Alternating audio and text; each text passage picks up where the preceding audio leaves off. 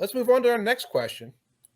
On the Football Outsiders 33rd Team Sports Info Solutions Draft or Pass Super Show, and Matt Manocherian just brought up drafting a running back in New Orleans with Mark Ingram, and we're going to talk about drafting a running back right now. And we're going to throw to you first, Matt.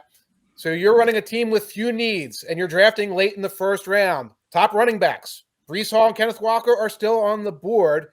Not asking you which one you're going to take, but you can tell me. But I'm asking you, a first-round running back, draft or pass? In general, my answer is going to be no. It's going to take somebody really, really special for me to be saying that it's going to be that type of a player. I'm not so opposed to it as some of the analytics community would be, but there's no player that would compel me to draft him that high. I do like Breece Hall. I think he's explosive. I think he'd be an interesting day 2 pick.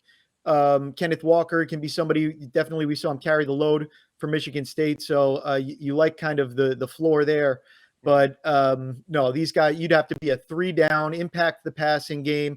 You can pass protect, start day 1. That's what we'd have to be talking about, and I don't see that in this draft.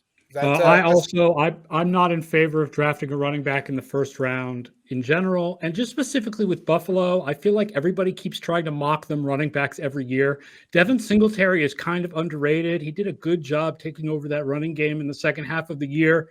I don't feel like they need to reach for a running back to replace Devin Singletary. Just talking about the Bills specifically, I feel in like the playoffs they're going to let Josh Allen carry the ball anyway. Yeah. So what are we doing?